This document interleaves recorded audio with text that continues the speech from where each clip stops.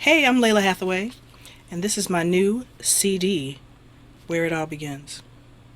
I had decided that I was going to make the record whether I was with a label or not, and I just started calling people and making the record, which is generally how it kind of used to happen.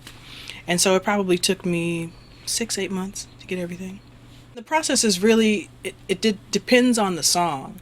So some songs I had tracks, or some songs I had a 4-bar loop, or some songs I knew that I wanted to complete, or one of the songs I had melody in my mind and someone sent me a lyric and then someone else sent a track. One of the songs we opened up to people, I hit everybody on Facebook and Twitter and I said, send me material, send me lyrics, just trying to get involved and stretch out a bit. And so we got a song from someone out there in the universe.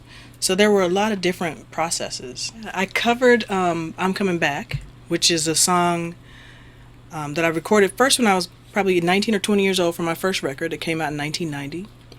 And the arrangement of the record has sort of morphed into what you hear on the record now, which is this organic sort of live version of the song. And the first couple of sessions I had were live at Capitol Records with Phil Ramone and Al Schmidt and my band. So I knew I wanted to get that. I wanted to capture it on tape for people. On tape, there is no tape anymore. But I wanted to capture it for people as sort of like an offering to the fans, like a love letter to the fans. It's one of the songs I get the most requests for. And so once we were able to add Rochelle Farrell, which I hadn't even planned, but she happened to stop by, and I asked her if she felt like working for free, and she said, sure. These two songs, I'm Coming Back and You Were Meant for Me, were recorded on the same day, in the same room, which is actually one of Nat's rooms, Nat King Cole's rooms at Capitol that he used to record in. And I knew that I probably wanted to add one of my dad's songs. This will be the first time I've recorded one of his pieces for my solo records. And I really felt like that song fit best with the color of everything I was trying to do. And people are asking like, well, why did you choose that song? And I could have chosen any song because they're all great, but I really felt like that one fit. It was really about creating a body of work that really was a real body of work. My life really is as a working musician.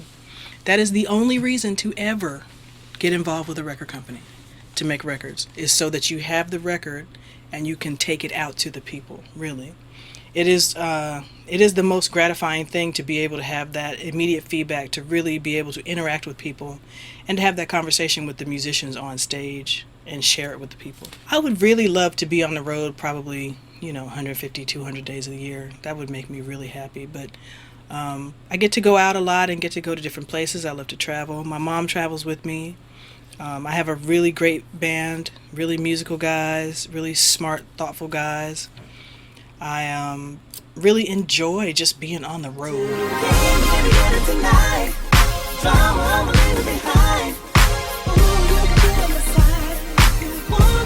I really wanted to really kick down the doors of how people see and hear me. I really want to, I think a lot of people think of me as like a jazz artist or an R&B singer or a neo-soul singer or a smooth jazz artist. And I really think that what I do is for many people.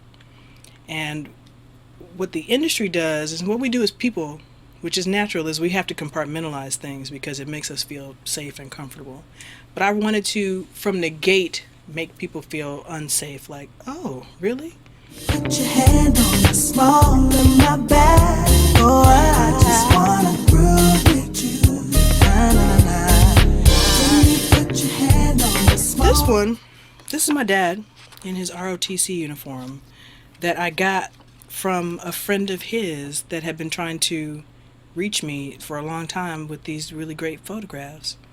And the guy that did the cover art for me, which is, if you look at it, a lot of my dad's album covers and stuff with me in there, put the booklet together for me and sent it to me. And without even, knowing it, like if you look really close right here, my dad and I have like the same expression on our face, which is so crazy. And it happens again later in the booklet. So I really wanted to blend my beginning with where I am now, and then 20 years later feeling like, oh, I'm just getting started. At least musically, I'm just at the top of what I can do. I'm just at the top of my game vocally, musically. So it's refreshing. I really love my whole record. I think, well, the single right now is If You Want To. And we have, I have 2 remixes for that. People are just sending me remixes. People just really love music and want to be involved in music. And so I think it's a good time, particularly for independent artists. And even though I'm signed to a label, I absolutely think of myself as an independent artist within the structure of a label. And I have that label support, but I absolutely feel like an independent artist. So I'm Lalah Hathaway, and you can find me at lalahhathaway.com, and that's LALAHHATHAWAY.com. But even if you write Lisa Hathaway or Lola Hathaway or Latham or Lila, Linda, Lily, Lola, you'll still find me. And everything is there. I'm there, and I'll see you there.